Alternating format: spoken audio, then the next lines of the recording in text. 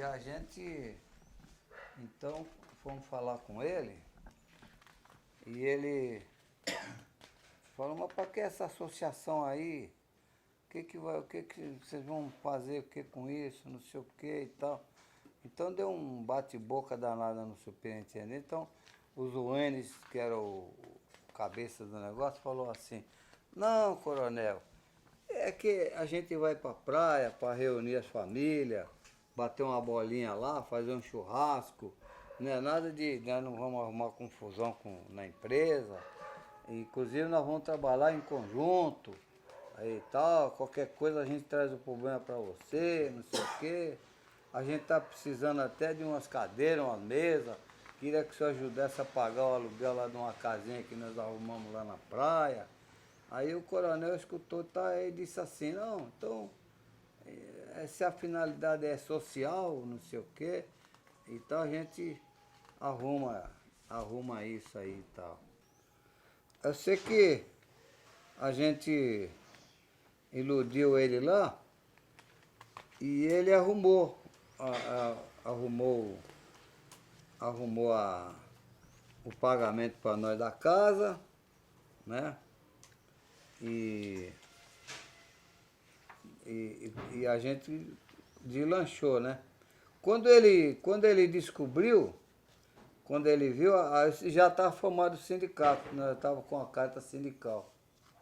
Aí ele ficou apavorado, né? Aí ele ficou apavorado e com medo da gente criar problema, aquele negócio e tal. Mas a gente foi devagarzinho e tal e caminhava junto, né? Qualquer problema e tal, não tinha. Até que chegou um ponto que a gente teve que brigar mesmo. Era para expulsar aquela empresa americana lá dentro, tá dando um prejuízo do cacete para a Petrobras lá. Aí falamos com ele. Aí ele falou, mas vocês têm, essa aqui ó, vocês têm condição mesmo de tocar a operação e a administração e tudo aí e tal? Aí ele falou, temos condição, não tem problema não. É nós que estamos tocando, não é eles. Ele põe um pé em cima da mesa, fica fumando charuto e nós trabalhando. É nós que trabalhamos na área. Aí fomos para o centro de treinamento lá em cima e discutiu o problema, todo mundo, operador, chefe e tal, um pau danado, uma discussão danada. Aí o coronel Roca Diegues, que era o superintendente na época, falou assim, bom, então vamos fazer assim, nós vamos romper o contrato com eles e vocês assumem o comando aí. Aí ficou acertado isso, né? Aí rompemos o contrato e daí nós assumimos aí, houve um incêndio ou dois assim e tal, mas o que mais acelerou a coisa toda foi porque houve um incêndio e morreu um engenheiro e 2 operadores lá em cima do forno. Morreu, ficou desse tamanho assim, ficou um torreno desse tamanho. Lá em cima eles não puderam descer e o fogo daqui para lá para cima, e lá em cima os caras morreram queimados. Aquilo aí foi uma gota d'água. Aí nós aproveitamos o lance e expulsamos a empresa de lá, sabe? Fomos lá para o centro de treinamento, um pau danado e conseguimos tirar, né? É tudo americano, a material à prova de vapor, a prova de explosão, aquele negócio tudo importado e tal. Então nós uma firma em São Paulo, a Peteco, uma firma de material elétrico grande, e desviamos por causa daquelas peças que vinha importado. Pusemos 2 caixotão assim, cheio de material. Aí a firma veio com a caminhonete, aí nós conseguimos botar para fora aquilo. Botar para fora e eles levaram para a empresa deles. Aí lá eles copiaram, era tudo de alumínio, um duro alumínio, sabe, tal, fundido assim, tal. Aí trouxe aquelas peças tudo de volta, bonitinho, tudo bem acabadinho, bem tudo certo. Aí nós fomos na administração, eles não sabiam nada disso, foi nós que fizemos, por nossa alta recreação. Aí levamos para a administração para colocava a peça deles e a nossa. A peça deles e a nossa no setor de compra, né? Mas era uma máfia danada, eram os gringos todos e a administração e tal, né? Aí falamos com o superintendente, chamamos ele para reunião, né? Aí ele falou, mas qual é a americana aqui? Eu falei, essa aqui é americana, essa não. Pô, a nossa tá melhor do que a deles, pô, o superintendente, né? O Rocket Egg. Aí ele falou, então ela faz isso aí? Faz. Aí ele falou, mas eu não tô entendendo, como é que eles fizeram isso? Aí nós chamamos ele num canto lá e falamos para ele. Nós desviamos o material todinho daqui da refinaria e eles levaram para São Paulo, ninguém sabia disso. Aí ele ficou, pô, você não é brincadeira. Aí ele não chiou não, ele falou, tá bom. Aí ele falou assim, até para nós, chamou assim, nós assim num grupinho, e falou assim, ó, isso aí é que é nacionalismo.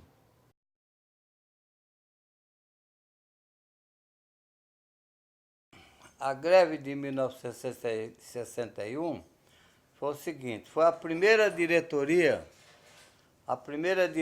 do Sindicato do Petróleo na época, que assumiu mesmo, que deu praticamente deu uma reviravolta na administração e no salário dos trabalhadores aqui. E Cubatão, ele sempre foi o carro forte da luta dos petroleiros, sempre foi partido de Cubatão. Incrível que pareça, sempre partido de Cubatão. Cubatão é que sempre leva a situação para frente, né? Que a liderança parece que acredita mais nas lideranças daqui de Cubatão. Sempre foi assim. Não sei se agora está assim, né? Que as coisas mudam, né? E então em 61 nós fizemos praticamente um rosário de reivindicações, porque estava tudo descontrolado, né? A chefia fazia um documento e mandava lá para a administração e aumentava o salário de um, aumentava de outro, classificava outro. Então a coisa existia muito apadrinhamento, muita coisa. Então existia muita divergência entre o próprio trabalhador, da administração com a operação com a administração. Existia uma rivalidade assim, sabe? Então a gente tinha que encontrar uma saída para esse problema aí. Então na época nós fizemos uma chapa no sindicato, e essa chapa nós ganhamos ela por chapa única, porque eles não tiveram condições de montar uma chapa para enfrentar nós. A chapa foi tão bem montada que não teve como eles enfrentar a gente. Então a gente reivindicava, na época, 6 horas de turno, reivindicava estender os 30% para todo mundo, periculosidade para todo mundo que trabalhava na área, é lógico, e sábado livre para o pessoal da administração, equiparação de salário na função, férias remunerada paga em dobro, né? A pessoa sai de férias, recebe, quando volta o pagamento dele está intacto, como ele estivesse trabalhando. E assim a gente fez a nossa reivindicação, né? E aí a gente organizou o trabalhador e tal, e fomos para a luta, fomos buscar essas diferenças todas, né? Então essa reunião foi no Sindicato da Administração Portuária. A reunião, praticamente, nós ficamos reunidos dentro do Sindicato da Administração Portuária uns 3 dias. 3 dias. E a polícia acompanhando a gente, a polícia entrava, sentava lá, e a gente sabia que eles estavam juntos e acompanhando tudo lá com a gente, mas não tinha jeito, porque era muita gente, o sindicato lotado, o sindicato sempre lotado, né? E assim foi. Aí a reivindicação começou, a reunião em São Paulo, junto com o Ministério do Trabalho, e não resolvia. A primeira reunião não saiu nada. Na segunda, eu sei que quando foi praticamente no terceiro dia, a turma dizia assim, nas assembleias, tudo ou nada. Tudo ou nada, tem que sair tudo. Senão ninguém arredava o pé, né? Enfiaram isso na cabeça. E daí a gente queria fazer um acordo, mas era pouco, né? Nunca chegava num senso assim que abrangente. Assim que chegamos, parece que 7 ou 8 reivindicações, não me lembro assim, as mais principais, a mais que atendia melhor os trabalhadores na época, né? Que era 6 horas de turno, férias remunerada, equiparação salarial na função e tal. Então a gente levou isso para a gente acertar.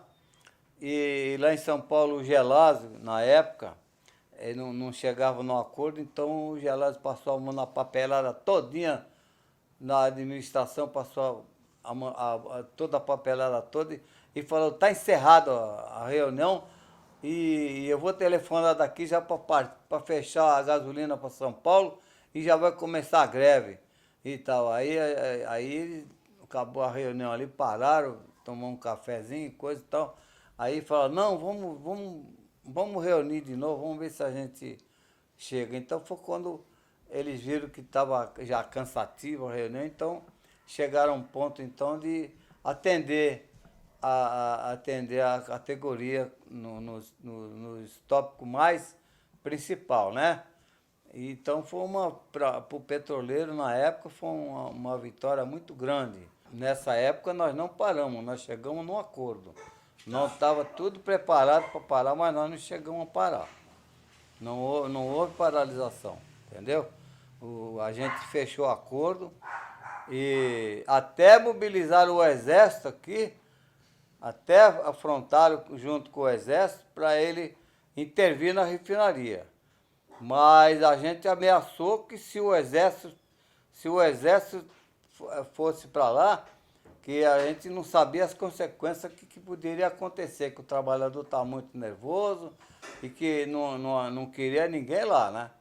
Não fazer isso não, porque podia ser e até morrer gente lá.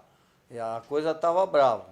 Então foi quando o Ministério do Trabalho, a Petrobras e tudo, então aí chegou no acordo de atender às 6 horas de turno, as férias e tal, coisa, equiparação e tal, e atendeu.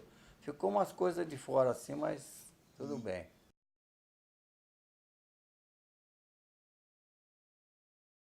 A gente sentia que ele assumiu o governo, mas a gente sentia que aquela pressão, ela não saiu, ela continuou aquele avalanche de não concordar com o governo que estava e os trabalhadores avançando. Porque não era só os trabalhadores petroleiros, era o porto, era os portuários, era todo mundo.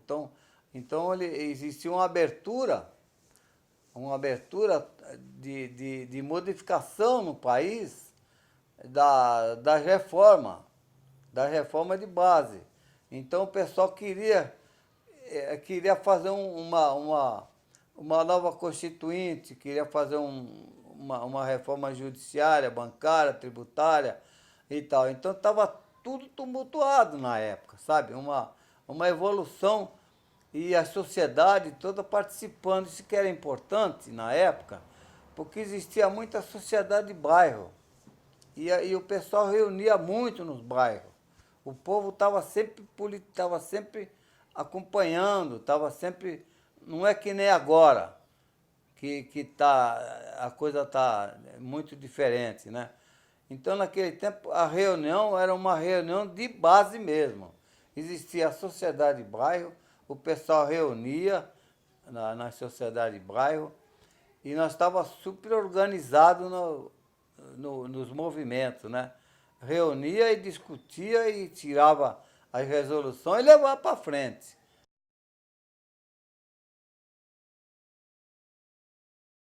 Então eles ficaram um mês parado lá. E nós levávamos o lanche da Petrobras, tudo para eles lá. E fazia a lista lista de dinheiro na área e subia e o pessoal ia lá levar para eles, para manter a greve lá e tal. Mas nós não encontrávamos uma saída. Aí nós fomos uma reunião mais ampla, tiramos uma resolução aí, até eu fui junto com essa turma lá. Aí chegamos lá, a gente tirou uma resolução seguinte: vamos reverter essa reivindicação, e em vez de ser reivindicar, nós vamos em Brasília, vamos pedir a encampação da refinaria de Capoava.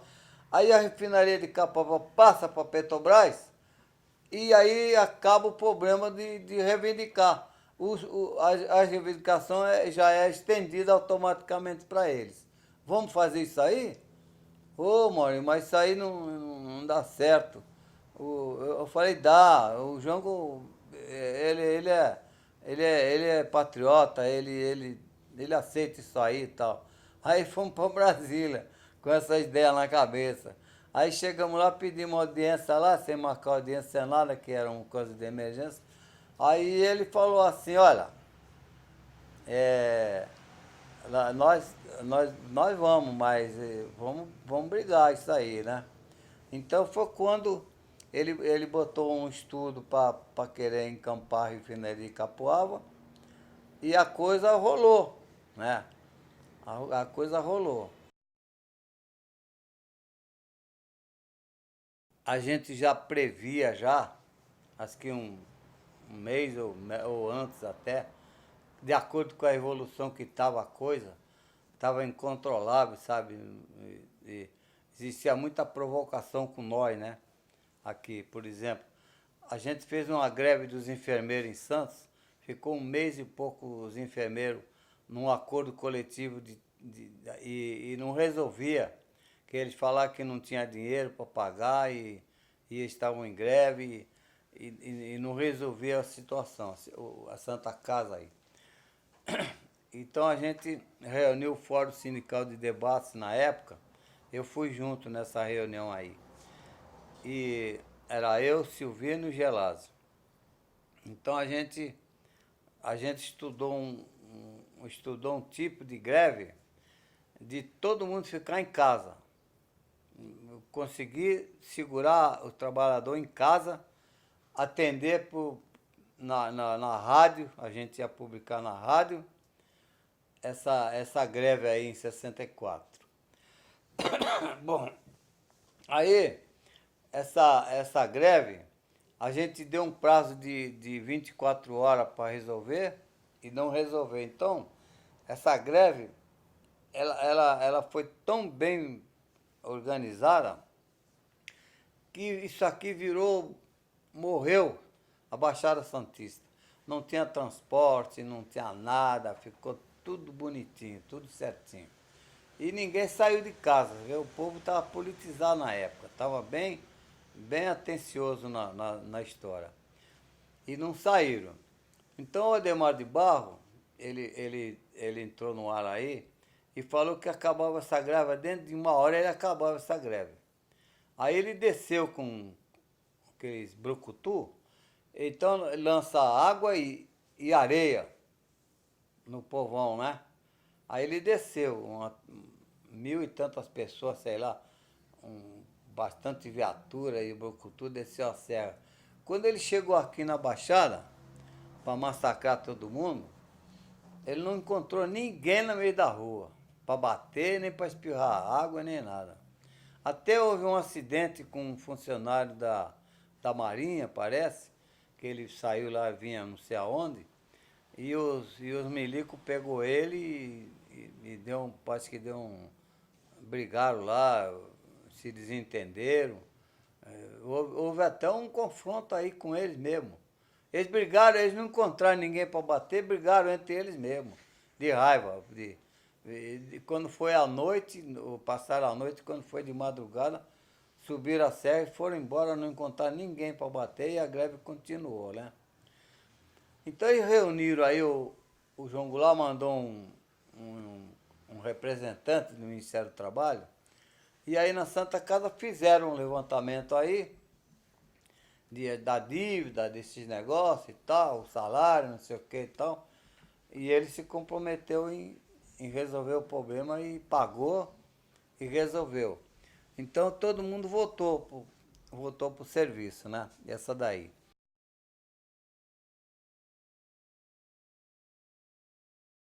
Eles faziam um tipo de provocação que era para acelerar o golpe, dizendo que os trabalhadores, que o povo, sei lá, estava incontrolável, fazia o que queria, o cara queria trabalhar e estava tudo parado.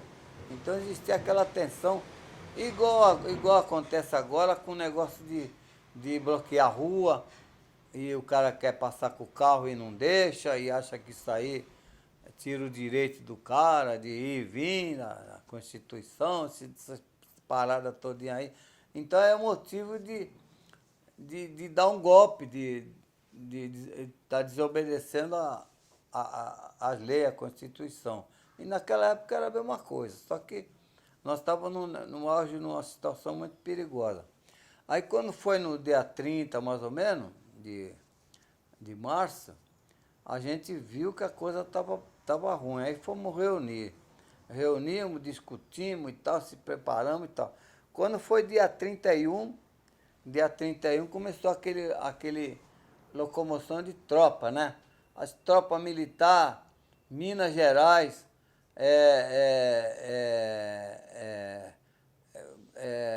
Minas, Goiás, Rio de Janeiro, o governador Lacerda desafiava o governo federal, disse que não obedecia mais ordem do governo federal. O Magalhães Pinto lá em Minas também dizia que não queria, não obedecia mais ordem. E em São Paulo estava o Amaury Cruz, que era o responsável aqui das Forças Armadas aqui, estava quieto, não falava nada, porque estava em cima do muro ainda, né? Então a gente estava achando que aqui estava seguro o movimento. Mas quando começou aquela movimentação de tropa, nós recebemos um telefonema lá de Brasília, dos companheiros lá, que a situação estava mais para golpe do que tudo, que a gente se preparasse, que o negócio a gente não sabia o que ia acontecer, né?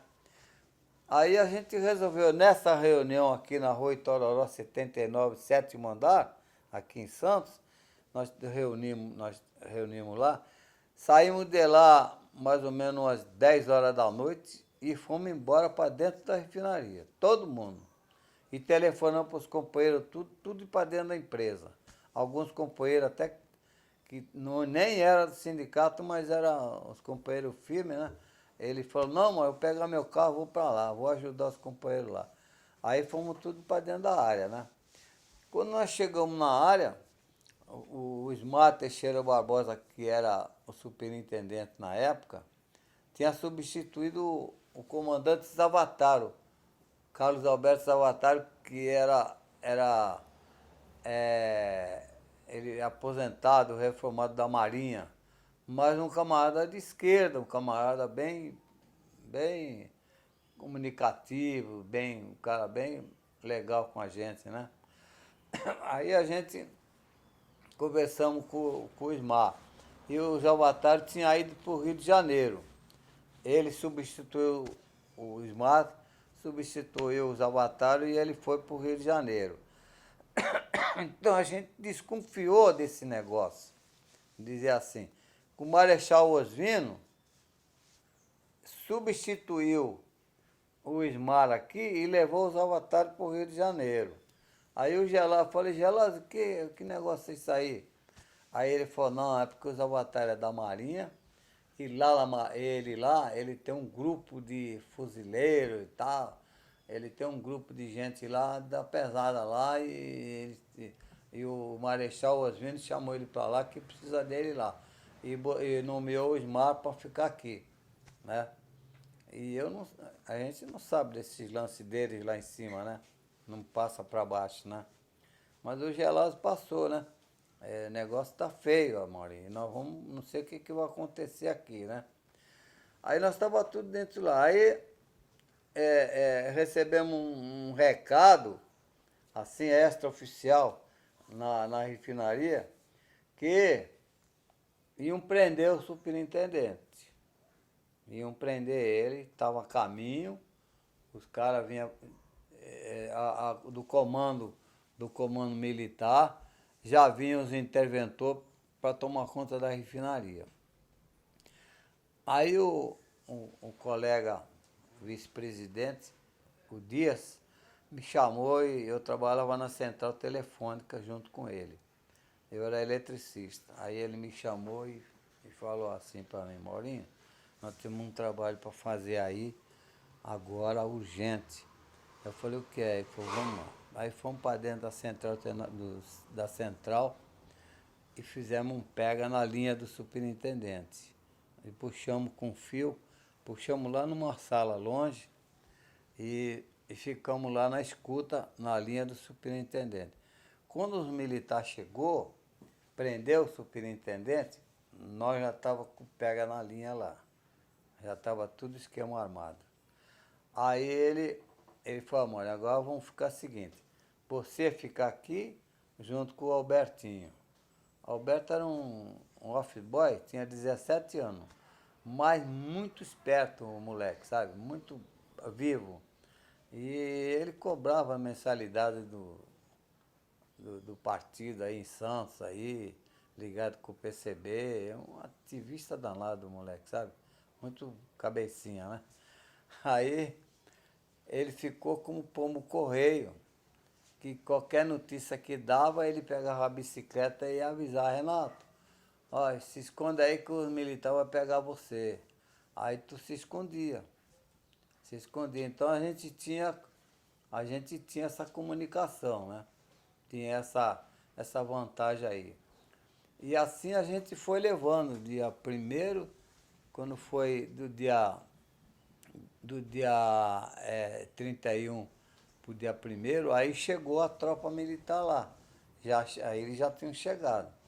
Aí prenderam o superintendente, prenderam 5 engenheiros e mais uns 2 ou 3 que estavam muito nervosos lá, levaram tudo para o quartel, né? E a gente negociou, então. É o seguinte, entra só o comando militar, as tropas não queremos aqui dentro. Aí, entra, não entra, não, aqui não vai entrar, não entra.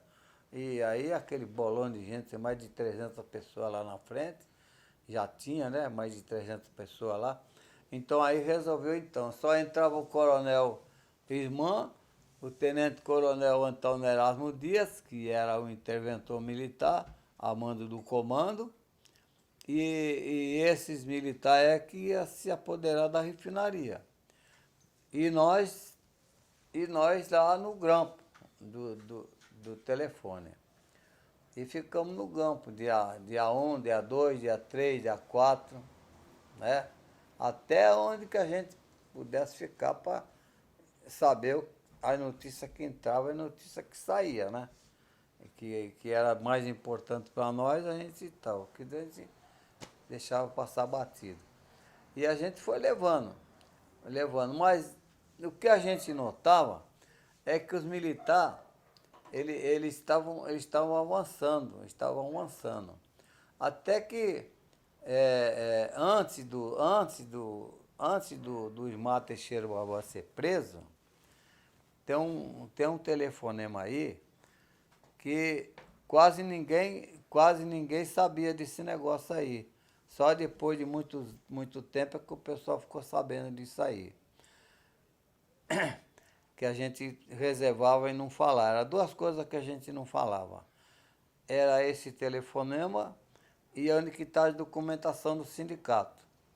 Que a gente, quando foi que a gente saiu, a gente fez o seguinte: pegamos as atas do sindicato, que era a vida do sindicato, era as atas do sindicato, né? Que pegava aquela ata ali e dizia quem falou, quem não falou nas assembleias, aquele negócio todo, né? Então a gente resolveu pegar essa documentação toda do sindicato e escondeu. Ficou 16 anos em cima do guarda-roupa do meu pai aí, na Frei Gaspar, 16 anos. Eu só entregamos esse livro de ata para o Pedro Sampaio, Depois de 16 anos, entregamos esse livro de ata. De, foi até chegar a nomear ganhar um presidente do sindicato de confiança nosso, que fosse elemento de confiança. Então, o elemento de confiança que apareceu foi só na gestão do Pedro Sampaio que entregamos esse documento, que era do sindicato. Então, o telefonema que a gente recebeu foi o seguinte: o Marechal Oswino Ferreira Alves telefonou para o Ismar aqui em Cubatão, dizendo o seguinte: ele falou assim, eu telefonei para o Jango para nomear eu ministro da guerra, que eu conheço todos os traidores, todos os golpistas. Aí ele disse, quem são os golpistas? Aí falou Castelo Branco, Carrasco Médici, Geisel e Figueiredo, e falou o nome deles todos. Eu sei quem é ele, eu tenho meu corpo de formação, e eu vou lá e prendo eles e acabo com essa farra deles aí. Aí o Jango falou, não, eu não quero ainda, não vamos fazer isso não. Ele ficou com medo. Na realidade, ele ficou com medo de querer enfrentar esse negócio aí.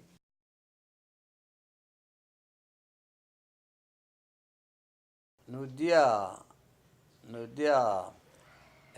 7 de agosto de 67, a gente tinha que comparecer todo mundo lá na Brigadeiro Luiz Antônio, lá em São Paulo, na segunda auditoria militar em São Paulo. E eu vou dizer quem era, que tinha que comparecer lá. Era o presidente do sindicato, o Silvino, o Gelásio, o Oswaldo, que é irmão do Gelásio, são dois irmãos, né?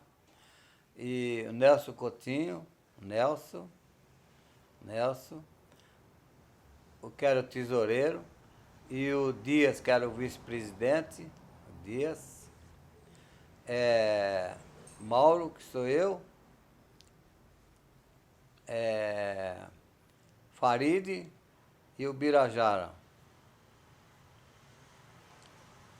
Né? E José Ilso. Nós éramos 9. 9 que tinha que comparecer lá. Bom, só que a gente tinha que estar lá 1h da tarde. Já era mais de 2 e nós não tínhamos almoçado, não tinha comido nada e tal. A gente falou lá com o coronel lá que a gente queria fazer um lanche lá no bar embaixo assim. Aí o sargento veio e falou, o coronel falou que não sai ninguém daqui. Tem que esperar a audiência que não sai ninguém. Tudo bem. Aí nós continuamos lá. Aí mais tarde, já eram umas 2h pouco da tarde, sei lá, o mesmo sargento chegou, chamou o Silvino do lado assim, queria falar com ele. Aí chamou ele do lado e falou, Silvino, o problema é o seguinte, eu fui servir um cafezinho lá em cima, e estão reunidos lá, e eu escutei lá um coronel lá falar o seguinte, que você não escapa, que você vai levar uma cadeia brava. Você vai levar uma cadeia, você é o cara que vai estar mais pedido aqui na auditoria militar. Aí o Silvino ficou quieto e tal, eles foram embora e tal. Aí o Silvino falou assim, reuniu a turma lá e falou assim, olha, o sargento veio me avisar aí que o negócio tá bravo em cima de mim, que eu vou pegar uma cadeia do cacete aqui. Aí eu vou fazer o seguinte, eu vou dar um jeito de sair daqui da auditoria militar. Quem quer sair? Aí todo mundo fala assim, o Gelásio, não, eu não vou. Eu também não, eu não vou ficar fugindo a vida toda. der o que der aí, eu não vou sair não, eu vou ficar aí. E tal. Aí o Silvino falou assim, não, mas eu vou embora. Eu vou dar um jeito de sair. Aí tinha uma escada que descia para o primeiro andar assim, aí vinha descendo um bocado de militar assim, cheio de medalha, cheio de brasão no peito e tal e tal. E tal. E o Silvino tava de gravatinha bonitinha assim, a única que tá bem arrumadinha assim, né? Tava bem arrumadinha assim. Aí, aí ele desceu. Quando aqueles militares iam descer tudo assim, aí ele pediu licença assim, aí o cara recuou, aí ele entrou no meio dos militares e desceu. Aí desceu lá para baixo. Aí a gente foi para uma varandinha na frente assim, aí eu vi ele entrar debaixo assim lá da administração lá, e segundo ele mesmo fala que ele chegou lá pro milico e falou para ele assim, ó, o que eu tinha que resolver aí, eu já resolvi e tô indo embora. A minha identidade aí. Aí ele, como é seu nome? Geraldo Silvino de Oliveira. Aí foi lá, pegou o livro, pá, assina aqui. Aí assinou, pegou a identidade dele, ele abriu a porta e ele foi embora. Aí nós estávamos lá em cima olhando, né? Aí ele fez com a mão assim, ó, pra nós. Aí sumiu. Nunca mais vi Silvino. Nunca mais vi ele. Eu fui ver ele praticamente uns 15, sabe, bem uns 15 anos depois que nós fomos ver ele. Nunca mais vi ele. Ele ficou nesse... Aí a reunião continuou. Então, nesse dia foi condenado vários estudantes de medicina, de tudo e tal, foi condenado, rapaz. E saiu grampeado de lá, fiquei horrorizado com aquilo. Molecada nova, tudo garotão assim, entrar no carro e sair preso de lá, rapaz. Aí aquilo eu me assustei, né? Me assustei também. Aí nós ficamos, nós de dia 7. Passou pro dia 8. Aí a reunião emendou a tarde, a noite toda, a reunião a noite toda, foi pro dia 8. Passou pro dia 8. Quando foi 2 horas da manhã, mais ou menos, aí nós estávamos sentados lá, aí os caras apareceram lá e mandou todo mundo levantar. Aí falou assim, agora vamos dar o veredito aí, não sei o que e tal e tal. Aí então, quero todo mundo em pé. Aí todo mundo ficou em pé. Aí ele falou assim, o comando militar reunido na segunda região, não sei o quê. Aí falou lá, sob o comando não sei de quem, general, coronel e mais não sei o quê. Um monte, tinha uns 15 milicos assim, ó, na tua frente assim. Aí então, aí ele disse que... Só retoma, por favor, da sentença, do início da Tá, sentença, como você falou. é. O cara falou, o comando Isso, militar, é. retoma dali. Aí foi condenado o Silvino a 6 anos de reclusão, e aí ele falou, agora o Gelásio Aires Fernandes, 4 anos de reclusão, e falou, e os demais, quando ele falou os demais, eu enchi o peito, né, e falei, bom, os demais, né, não vai dar nada, né, no meu pensamento, né, assim. Aí falou, cantou o nome de todos, né? Falou Oswaldo Aires Fernandes, irmão do Gelásio, Mauro da Cunha, Oswaldo Nelson Coutinho, José Ilso, Birajara de Araújo Franco, Adice Soares Dias. Aí cantou os outros 6, aí eu falei, bom, 3 anos de reclusão. Eu falei, ah, Maria, agora acabou com tudo. 3 anos de reclusão para nós. Aí ficamos lá. Mas eu queria detalhar um outro problema que eu esqueci. Quando chamaram o nome do Geraldo Silvino de Oliveira, o Silvino não estava não estava ali no salão. Aí ele disse, cadê o Silvino? cadê o Silvino? E pegou o oficial de dia lá, procurou ele na auditoria toda, para baixo, para cima, no banheiro, em todo lugar, e não estava. Aí pega o livro, aí pegaram o livro, aí ele tinha saído um dia antes, ele saiu no dia 7, nós já estávamos no dia 8, aí ele sumiu, aí tinha sumido. E os outros que ficou lá, ficou tudo condenado, 4 anos e 3 anos. Aí dali nós fomos lá para o presídio Tiradentes, em São Paulo. Aí o advogado com muita habilidade lá e tal, falou, os presos aí é tudo de Santos e tal, vamos ver se a gente pelo menos transfere eles para lá, não sei o quê, a família, tá tudo, essa hora a família tá tudo apavorado lá e tal. Então os militares falaram, não, transfere eles para Santos aí. Aí transferiram para Santos. Nós saímos de lá de São Paulo, outra coisa, da auditoria militar, quando nós fomos condenados lá embaixo, cada um saiu com um grampo com um militar, né, com um cara da militar. Nós saímos, cada um com um militar grudado no pulso, de 2 em 2 assim, 2 em 2. Aí o que eles fizeram de madrugada, 3 horas da manhã? Fizeram um cordão de isolamento na Brigadeiro Luiz Antônio e puseram o ônibus do outro lado. E a imprensa todinho, nós passando e a imprensa batendo foto da gente, né? Até chegar do outro lado. Aí nós subimos no ônibus, fomos para Tiradentes, e da Tiradentes, então, de madrugada, aí viemos para cá, para o presídio aqui da Conselheiro Neves, né? E aí chegamos aqui, parece que era 5 horas da manhã, porque estourou o pneu na estrada, né? Ainda tiveram que vir arrumar o pneu do ônibus e tal, deu uma confusão danada. Eu sei que chegamos aqui, era 5 horas, mais 6 horas da manhã.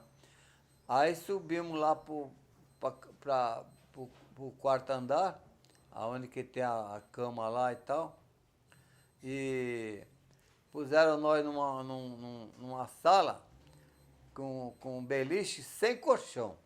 Ficamos 2 dias dormindo na tela do beliche, sem colchão. Nós não aparecemos mais, as famílias já foi aí pro presídio aí.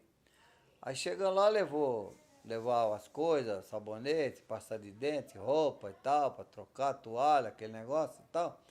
E eles não subiam lá para cima, não deixaram subir. Ficamos 2 dias sem trocar roupa, sem cama para dormir, dormindo na tela. 2 dias. No terceiro dia é que subiu o colchão para nós. Subiu o colchão e subiu as sacolas de roupa, né? E a onda que tinha no presídio é que nós era terrorista. E todo mundo com a cara amarrada com a gente, todo mundo com raiva. E só faltava bater na gente, sabe?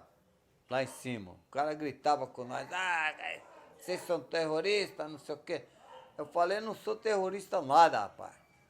Eu sou trabalhador da Petrobras, nós estamos de 64, não sei o quê, papapá e tal. Até que os caras foram indo e acreditar e tal. A sorte minha é que tinha um guarda lá que morava na minha rua, o João, um policial que tocava violão, e eu conhecia ele. Aí ele olhou para mim, pô, Maurinho, pô, o que houve contigo, pô? Né, que eu passava ali na rua, ele me via, ele estava tocando violão no bar lá, tocava violão lá no bar lá e tal. Aí ele falou, o que tu fez, mano? Eu falei, não fiz nada, rapaz. Pô, mas estão falando aí que vocês são terroristas. Eu falei, não tem nada de terrorista, nada disso e tal. Aí ele mesmo falou, não, eu conheço ele, rapaz. Eu conheço ele, a família dele, o sogro dele, tudo. São gente boa, pô, e tal, não sei o quê. Aí a coisa foi acalmando, né, lá. E daí a gente foi, devagar, foi cumprindo a sentença nossa. Só que era uma... nós era tratado no presídio, como um preso comum mesmo, assim, sabe? Que, de bandido, sabe?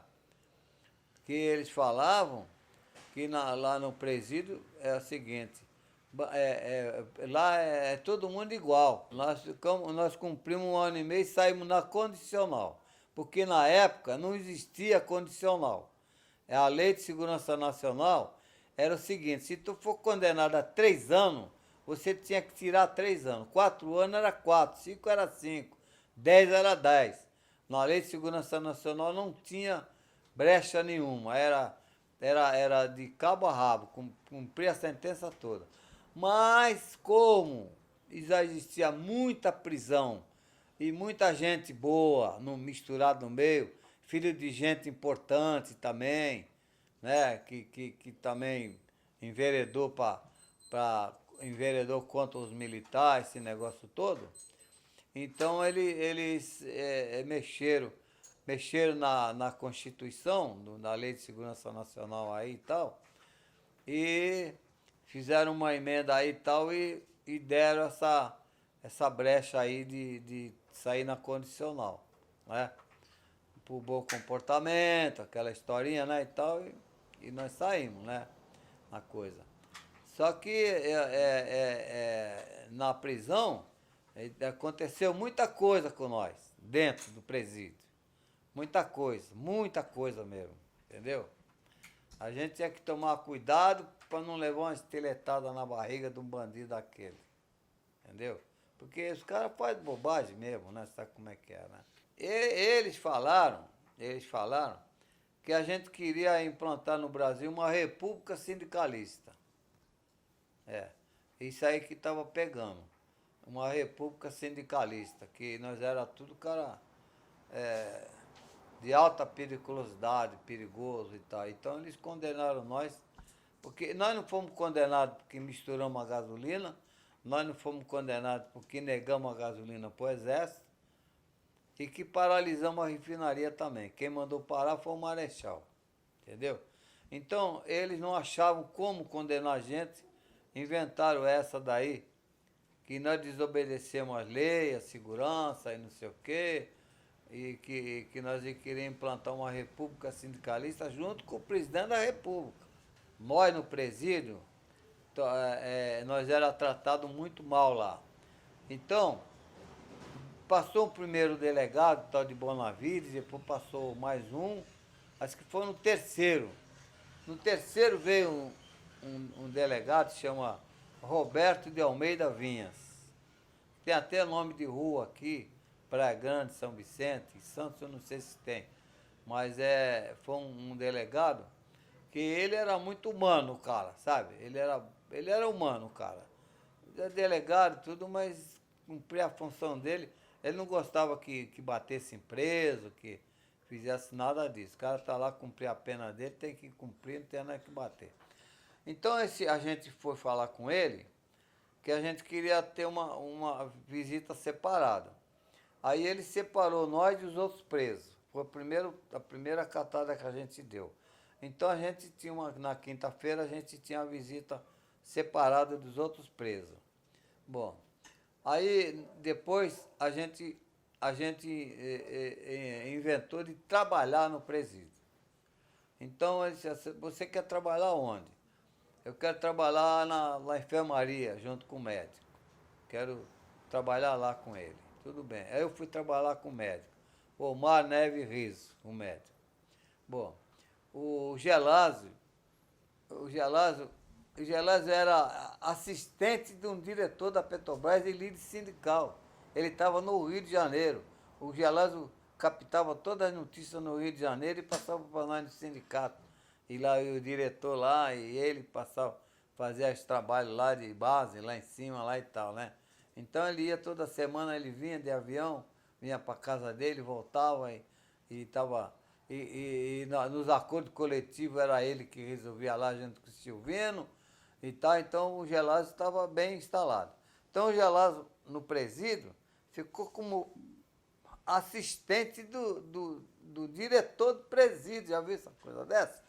Então o Gelásio, muito habilidoso, ele fazia o efetivo do presídio. Comida, tudo, era tudo com o Gelásio.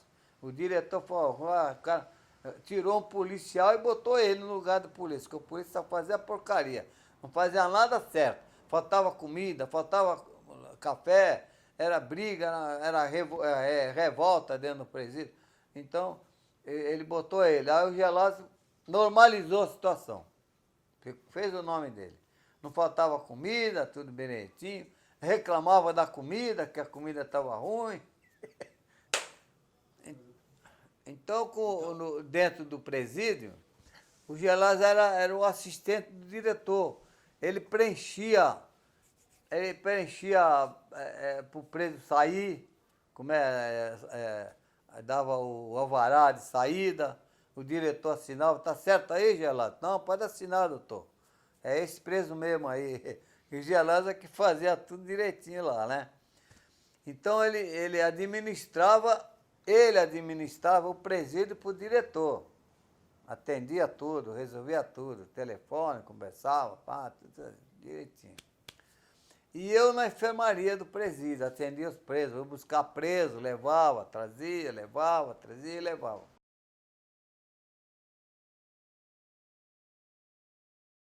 Quando terminou, que eu tinha direito à condicional, em 71, né? Eu saí da condicional e daí, então, eu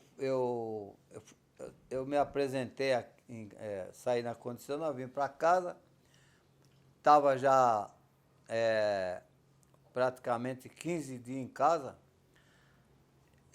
Eu fui preso aqui para o segundo BC aqui, em São Vicente, porque correram uma lista na Petrobras que era para arrumar um dinheiro para mim, que era para me fazer umas compras e tal, né?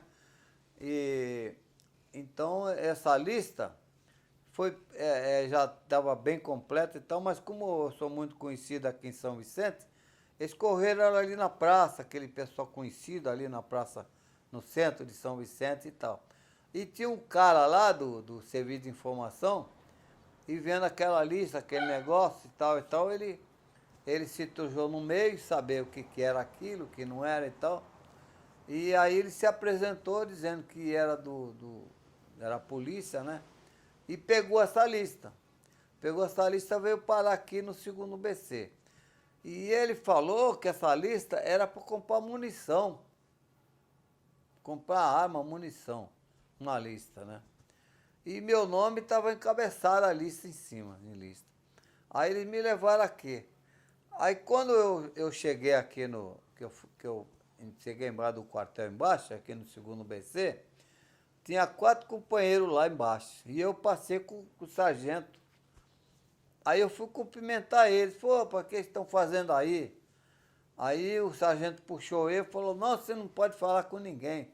Vamos embora lá para cima, estão esperando você. Aí estava o tenente Vale, o Manuel Moreira e mais 2 lá, né?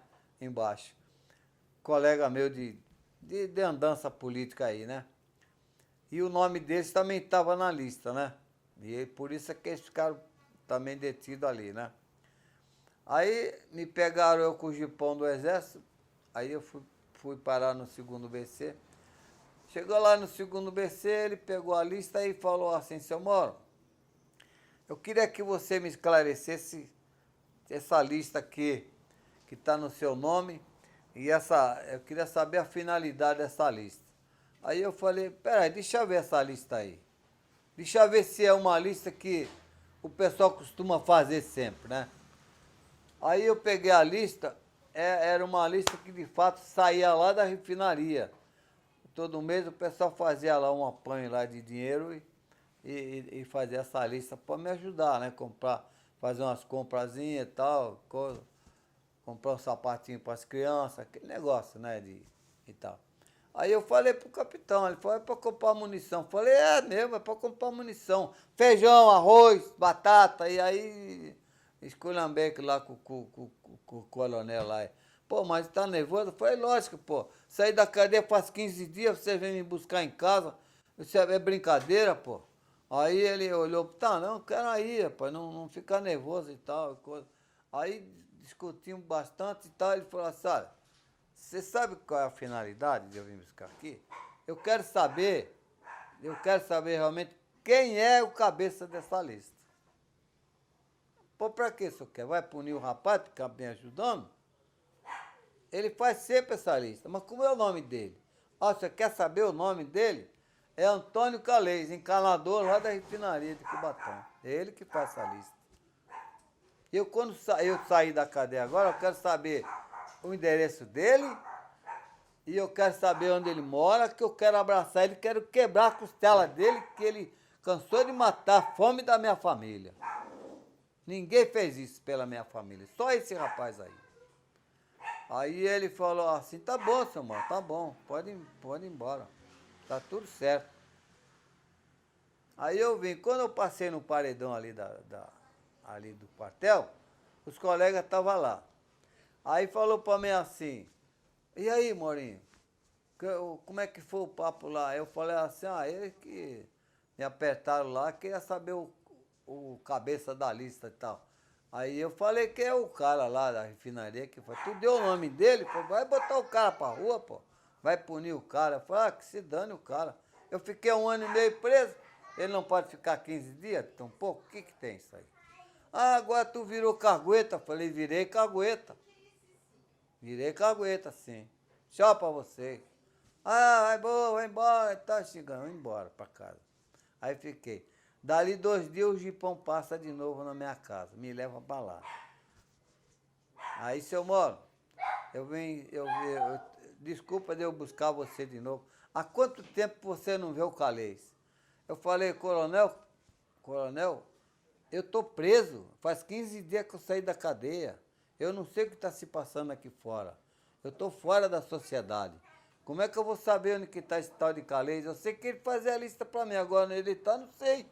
Eu quero saber o endereço dele também, que eu quero abraçar ele, quero quebrar uma costela dele, que ele matou a fome da minha família há muito tempo. Então eu vou falar para você, o quê? Ele morreu faz 4 meses, aí eu chorei. Aí pegou o processo lá e falou, o cara morreu, embora. Aí vim embora. Aí eu peguei, fui lá na Praça Barão e falei para os companheiros assim, agora eu vou explicar para você que eu não sou cagueta. O cara, até depois de morto, ele prestou serviço para nós. Eu sabia que ele tinha morrido. Agora eu quero que ele vá lá e dá pancada nele, ou manda ele embora, faz o que quiser. O cara tá lá, vai lá. Pô, mano, você é um gênio. Eu falei, agora sou gênio. Agora sou gênio, não sou mais cagueta mais.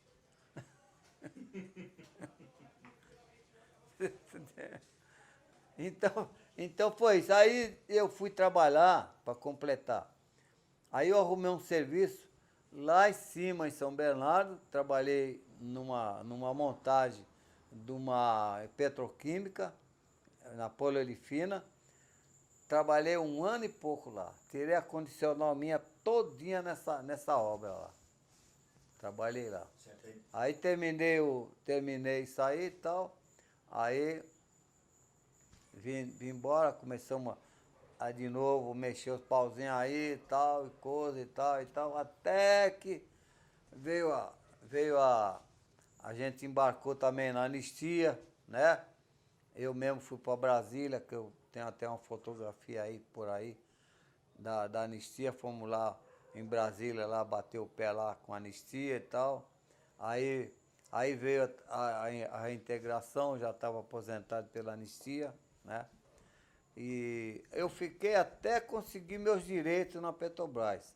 Aí depois que eu consegui meus direitos, saiu o acordo meu também da minha demissão, que eu não tinha recebido nada ainda, estava lá encrencado lá. Então eu recebi uma indenização, eu recebi a diferença da anistia. Aí eu falei, sabe de uma coisa? Acho que eu vou embora.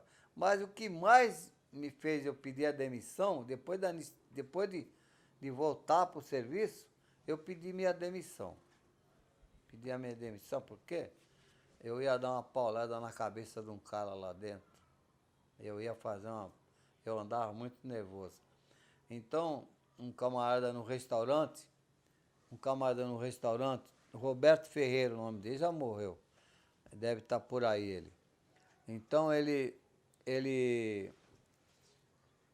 chegou no restaurante, ele mandava um recado que queria falar comigo. Eu falei, eu não quero falar com você. Dá o recado que eu não quero falar com ele. Ele foi depor na auditoria militar e eu não quero falar com ele. Na auditoria militar, o promotor perguntou, conhece todos os réus? Aí ele falou, conheço. Então me diz nominalmente o nome de um por um. Aí ele foi falando. Esse aqui é o Gelásio, elemento ligado com o Partido Comunista. Esse aqui é fulano, é subversivo, também faz parte do Partido Comunista. E foi indo. Quando chegou no meu nome, ele trabalhava comigo, cara. Ele falou assim, esse aqui é Maurinho, o nome de guerra dele é Maurinho, o nome dele é Mauro da Cunha, elemento subversivo comunista de alta periculosidade. Aí eu dei risada, o coronel lá de cima da mesa falou assim, aqui não é lugar de riso, eu prendo você e ponho você daqui para fora. Eu falei, cara, esse cara quer falar comigo depois de 20 anos, quer falar comigo? Aí eu peguei ele no restaurante. Aí ele olhou para trás, ô Maurinho, como é que tá você? E a família? Ah, não deu nem outra. Quer falar? A família, desgraçado, cheio de gente no restaurante. Aí eu falei, a família, rapaz, desgraçado, cagueta, filha da... Aí xinguei. Aí todo mundo olhou pra minha cara, eu nervoso, com a bandeja cheia de comida. E falei, conhece esse cara aí? Dei no restaurante, conhece esse cara aí? Esse cara foi o maior traidor de 64, botou muito pai de família na rua. Traidor, desgraçado.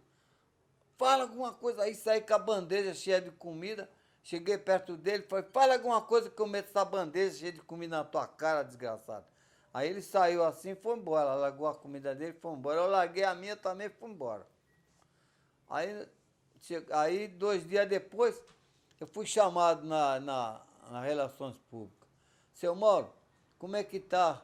Você está se adaptando bem ao trabalho? Eu falei, tô. O que eu estou fazendo aqui? Já me caguetaram de novo? Aí ele disse, não, é que eu quero saber se você está se visitando os amigos e tal. Eu falei, tô, amigos e inimigos também. Já quase peguei um aí ontem e meti a bandeja dele cheia de comida na cara dele. Não, não faz isso, rapaz. Pô, já voltou o trabalho e tal. No fim do mês eu vou pedir minhas contas e vou embora daqui, que eu vou fazer uma porcaria aqui. Vou embora daqui. Os caguetas tá tudo aí ainda, os safados tá aí, eu vou me embora. Aí peguei minha demissão. Eu, Mauro da Cunha, peço a minha condição irrevogável. Puf, assinei, feito tome. Fui para Maresia, investi meu dinheiro lá, construí 4 casinhas, dava mais que o salário da Petrobras. Só alugando as casinhas por dia e estou até hoje. Tô. Você é convidado, meu pai, lá. Uhum.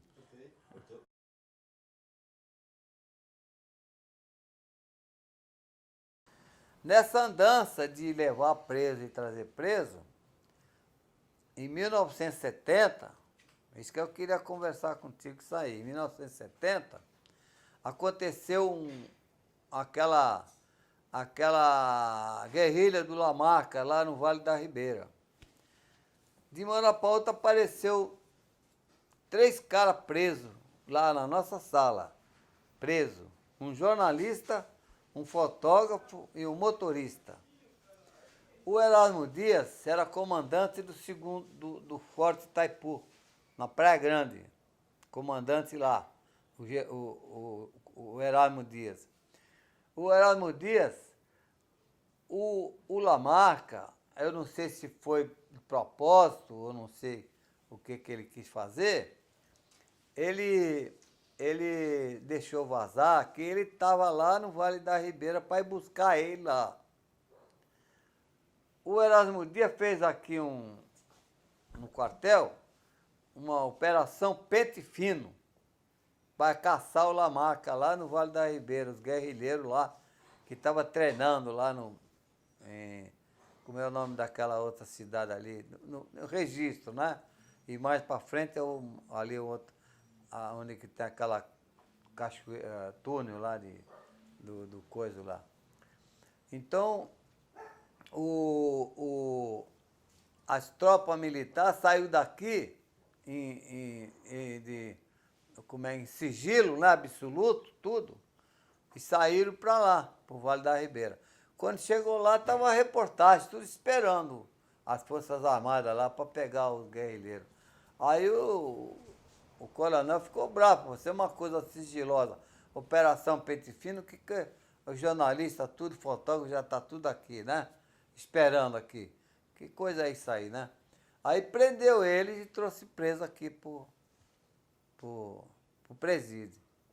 Aí o motorista chorava, coitado, né?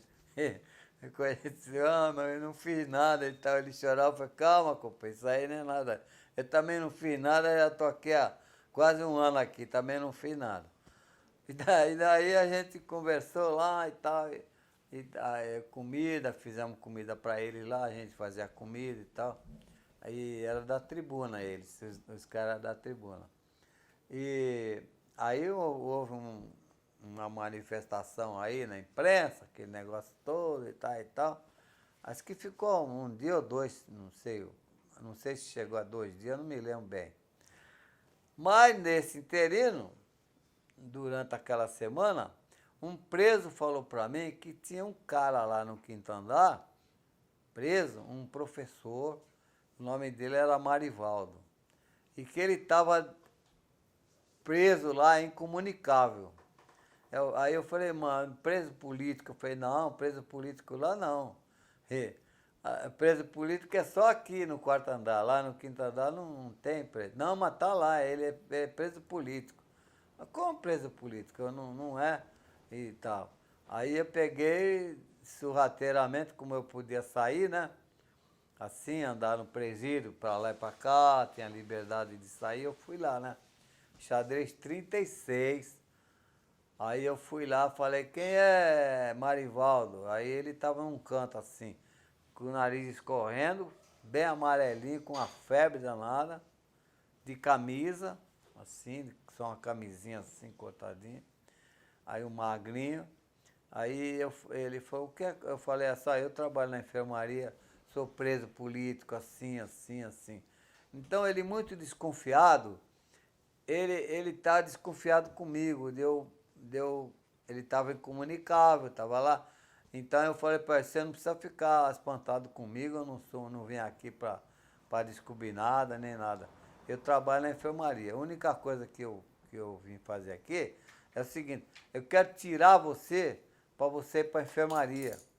Para você ir para a enfermaria. Então eu vou falar com o médico, vou ver se eu consigo falar com ele para ele dar uma portaria para levar você para a enfermaria. Assim eu fiz. Eu peguei e falei com o doutor Omar Neves Riso, que tinha um preso assim, assim, assim, e que estava lá no xadrez 36, no quinto andar e tal e tal. Aí o médico falou assim, não, mano, lá não pode ficar, lá só fica cara condenado. Aqui em cima só fica condenado. Eu falei, mas esse cara não está condenado, ele está incomunicável e está lá. E está doente, está passando mal, está com febre. Tudo. Aí como é o nome dele? É professor, agora que é professor Marivaldo, não sei. Só assim. Tá bom, eu vou fazer aqui. Aí fez um papelzinho que enche, né? Você vai lá e traz ele aqui, que eu quero saber dessa história. Aí eu fui lá. Cheguei lá pro carcereiro, foi o carcereiro, o doutor Riso, tá chamando esse rapaz aí, que é para cuidar dele, dar uma injeção nele e tal, cuidar dele, que ele tá com febre e tá com uma gripe muito forte para cuidar dele. Aí o carcereiro falou, não, eu tenho ordem expressa que ele não pode sair daí, ele tá incomunicável. Deixa eu ver esse papel aí. Pegou, rasgou e jogou fora. Falei, rapaz, o médico deu o papel aí. Ele falou, não interessa, aqui quem manda sou eu. Eu falei, tá bom. Aí cheguei lá, falei com o doutor Riso. Só que eu já cheguei assim, né? Doutor Riso, fui lá, falei com o carcereiro falou, quem manda lá é ele. Pegou seu papel, rasgou e jogou fora. Rasgou, minha porta, rasgou. O carcereiro fez isso, fez, eu vou lá. Aí bem logo o esquema lá para feder logo. Aí chegamos lá, aí ele pegou ele estava sentado num banquinho, ele falou, rapaz, vem aqui. Aí ele chegou aquele chavão na cinta aqui, ele pegou a chave, arrancou da cinta dele, foi lá, abriu a cela e falou, quem é Marivaldo aí? Sou eu, vem aqui, acompanha o Mauro aí. Acompanha ele aí. Pegou a chave e jogou lá embaixo no corredor e deixou a porta aberta. Aí falou, agora se quiser fechar essa porcaria, fecha, se não quiser, fica com os presos aí. Pegou e veio embora, largou a porta aberta e jogou a chave lá embaixo. Aí viemos embora. O carcereiro correu lá, pegou a chave para fechar a porta, né? E veio embora. Aí tudo bem, aí atendeu ele, deu um baita de um tubão na veia dele de cálcio lá, vitamina, tudo. E botou ele para dormir, descansar na cela da enfermaria. Tem uma cela, né? Prende o cara e deixa ele descansando lá, né? Tudo bem, né? Deixou lá. Quando foi à noite, eu estava dormindo, apareceu 4 guardas na porta da minha sala lá. Quem é a Maurinha aí? Sou eu. Era 2h30, 3 da manhã. É para você vir aqui. Eu falei, o que é? Não sei, é para você. Eu não tenho nada de ir aí. Sabe o que o cara queria me pegar, o carcereiro? Para me dar uma surra lá. Que eu tava mandando mais do que todo mundo na cadeia. Ele. Aí o Gelásio pegou, o Gelásio trabalha com o diretor, falou, o que é com ele?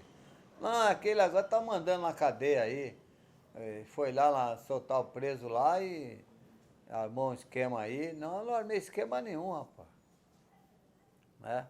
Aí tudo bem, aí passou, calmou lá a situação e tal, passou batida ali, né? Mas eles queriam me dar uma surra em mim, né? Queriam me dar uma surra em mim, tudo bom. Na mesma semana, eu fui lá, ele estava lá ainda, o cara estava lá. Aí ele estava com o isqueiro dele ronço, isqueiro dele, já estava 15 dias preso lá, 15 dias. E aí ele me deu o isqueiro, fez uma carta. Na visita, o pai da Laudicea estava lá com nós, ele sempre ia lá toda semana, né? Aí eu falei para ele, tem um endereço aqui para você fazer um favor para mim. Tem um preso aqui incomunicável, assim e tal, expliquei tudo direitinho para ele. Tu vai em registro, nesse endereço aqui, e leva esse isqueiro ronço que está escrito Marivaldo aqui, e avisa a família dele que ele está preso aqui no presídio em Santos, incomunicável aqui. Aí eu fiz esse trabalho. Aí ele saiu, pegou o ônibus, foi em registro, subiu a ruazinha com a Bíblia embaixo do braço, que ele é crente lá, meu pai dela aí. Aí falou com a mulher, aí ela não sabia onde ele estava, já tinha ido 2 vezes no quartel falar com o Erasmo Dias falou que não sabia dele, que também não prendeu ninguém. Uma vez foi até com o advogado lá tudo. Não, aqui não tá. E viram que ele saiu preso de lá de registro. Bom, aí ela levou a carta e o isqueiro e foi com o advogado. Pegou lá, foi lá na casa dele em registro, aí desmontou esse esquema do Erasmo Dias. Aí o Erasmo Dias pegou, ela chamou ele de mentiroso. Você é mentiroso, eu estive aqui, você falou que ele não estava preso. Chamou ele de mentiroso. Aí ficou bravo pra cacete lá no quartel, pegou o jipe e veio buscar ele aqui, aí levou ele embora. Nos trabalhos lá em Curitiba, a gente formou a Confederação do Brasil dos Aposentados. Né? Aqui isso aqui também é um documento que tem. Isso aqui são cópia de 3 processos, né? São cópia de 3 processos que tem, Vai folheando ele, pode ir folheando ele. Que eu tive envolvido na auditoria militar. E um deles, que é esse aqui, ó, a gente foi condenado a 6 anos, 4 anos e 3 anos desses aqui. E cumpri uma cadeia aí em Santos, aqui na rua São Francisco aí. Nós era 8 companheiros petroleiros.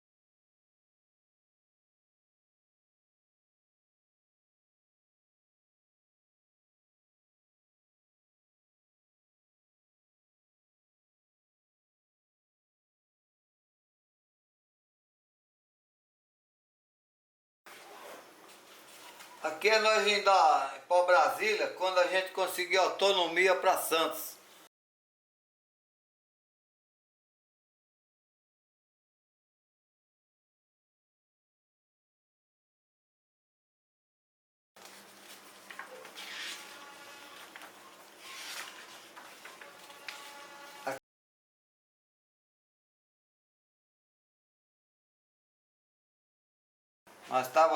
Nós era em 8 lá no presídio.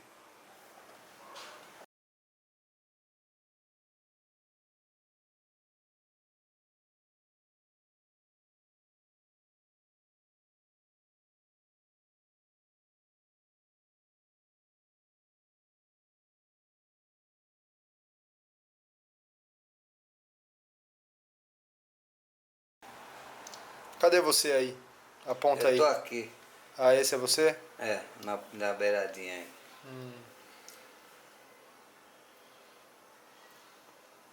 Gelásio, Oswaldo, Farid, José Ilso, Nelson, nós era em 8. Farid, Birajara, né?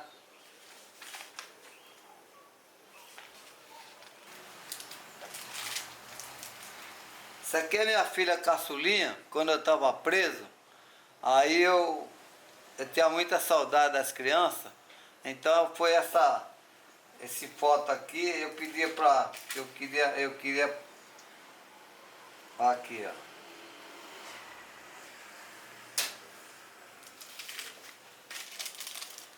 E aí tem esse aqui. Esse aqui é o filho mais velho meu, que é advogado aqui, o dono desse escritório aqui. Né? Aqui também, é da anistia também. É lá na Câmara, lá na Câmara Federal.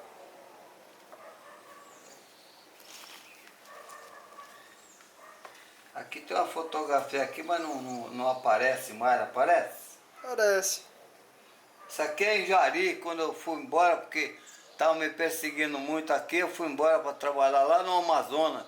Fiquei 6 meses lá no Amazonas, trabalhando lá. Boa. O documento da anistia. Aqui, aqui. Ah, isso A do DOPS Isso é aqui. legal.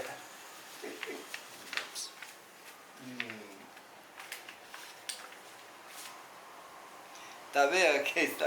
Fotografia bonita é essa aqui, ó. Não tem original Tinha dessa? 27 anos. É documento do DOPS. Aham.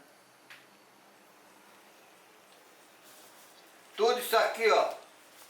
Tudo isso aqui é do DOPS. Ó. vai mostrando tudo pro Rodrigo. Ó. Aí. Tudo isso aqui, ó, é documento do DOPS, ó. Vai folheando. Ó. Isso. Ó.